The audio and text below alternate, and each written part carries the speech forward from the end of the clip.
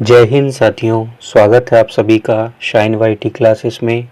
Hindi short hand की practice dictation 100 शब्द प्रति मिनट गति से डिक्टेशन 5 सेकंड में शुरू होगी। स्टार्ट। महोदय, भारत है क्या? यह प्रश्न बार बार मेरे मन से आता रहा है। अपने इतिहास के आरंभिक काल ने मेरे मन में आश्चर्य पैदा किया है। यह एक पुरुषार्थी और शक्तिशाली जाति का अतीत था, जो खोज की भावना से और अबाध जिज्ञासा की प्रेरणा से भरपूर थी, और अपने साथ इतिहास के आरंभ से ही इसने एक परिपक्व तथा सहिष्णु सभ्यता का परिचय दिया।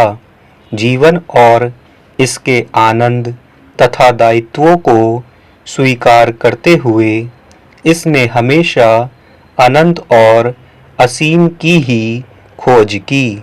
इसने संस्कृत जैसी समृद्ध भाषा की रचना की, और इसने इस भाषा, अपनी कलाओं और वास्तुकला के द्वारा दूर दूर के देशों तक अपना जीवनदायी संदेश भेजा। इसने उपनिषदों, गीता और बुद्ध को जन्म दिया।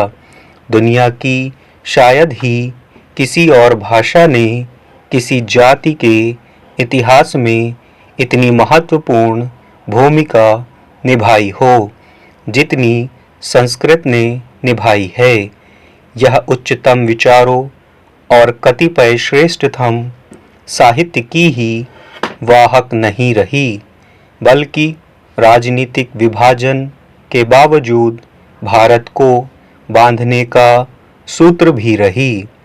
हजारों वर्षों तक रामायण और महाभारत हर पीढ़ी के करोड़ों लोगों के जीवन में ताने बाने की तरह बुने जाते रहे। मैं प्रायः सोचा करता हूँ कि अगर हमारी जाति बुद्ध, उपनिषदों और अन्य महान ग्रंथों को भूल जाए तो इसका क्या होगा?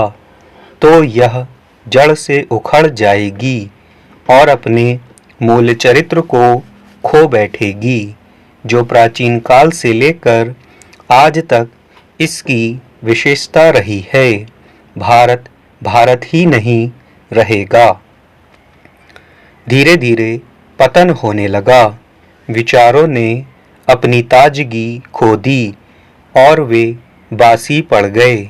यौवन की शक्ति और उत्साह की जगह बुढ़ापे ने ले ली।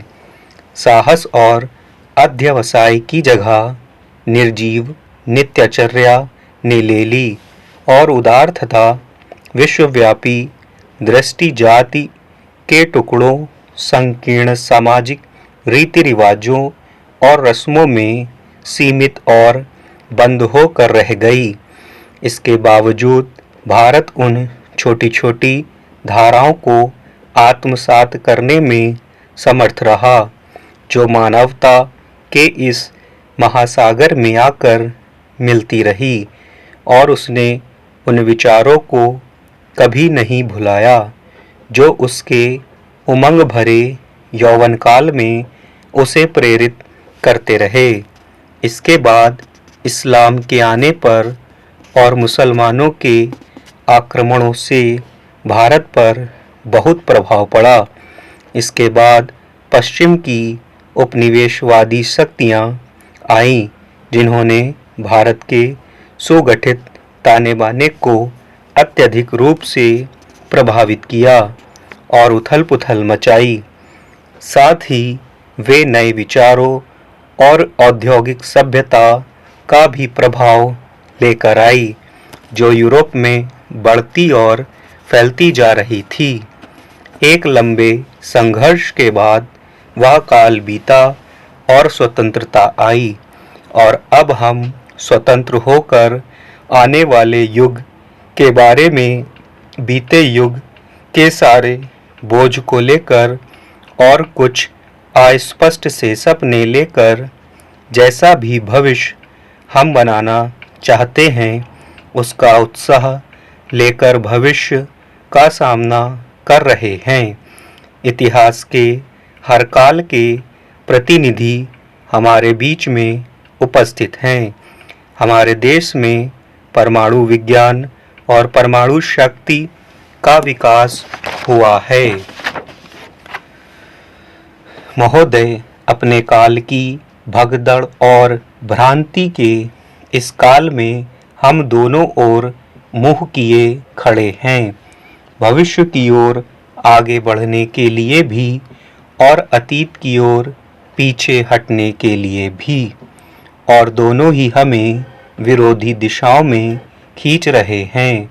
तो हम इस संघर्ष का क्या हल निकालें और साथ ही रहन सहन का और कौन सा ढंग निकालें जिससे हमारी भौतिक आवश्यकताएं पूरी हो जाएं और साथ ही हमारा मन और भावना प्रबल बनी रहे।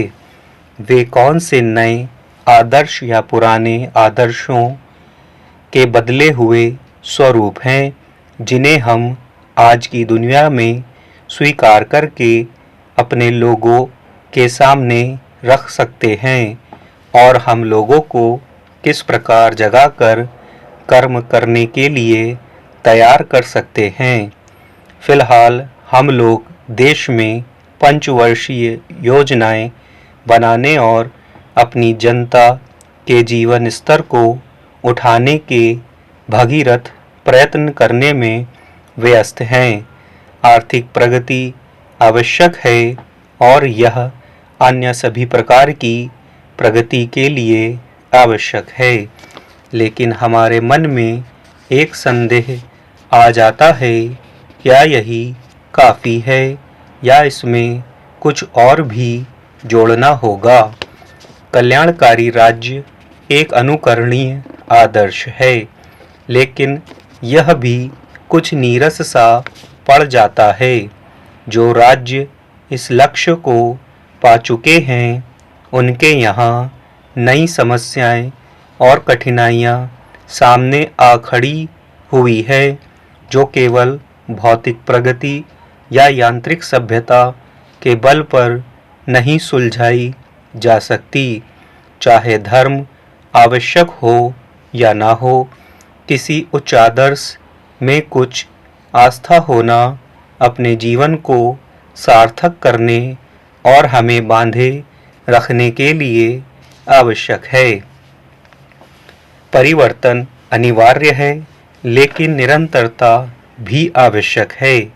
विगत और वर्तमान में जो नींव रखी जाती है उसी पर भविष्य का निर्माण होता है। अतीत को निकालना और इससे अपने आप को बिल्कुल काट लेने का मतलब है अपना उन्मूलन और अपने जीवन रस को सुखा डालना। गांधी जी का यह गुण था जो उन्होंने अपनी जाति और अपनी भूमि की समृद्ध परंपराओं में अपने पैर जमाए रखे और साथ ही क्रांतिकारी स्तर पर भी काम लिया। सबसे बड़ी बात यह है कि उन्होंने सत्य और शांतिपूर्ण तरीकों पर बल दिया। उन्होंने पुरानी नींव पर निर्माण किया, लेकिन फिर भी ऊपर का ढांचा ऊपर की ओर दृष्टि रखकर खड़ा किया। जब इस्लाम राजनीतिक विजेता के रूप में भारत में आया तो इससे संघर्ष पैदा हुआ। इससे दो तरह के प्रभाव पड़े।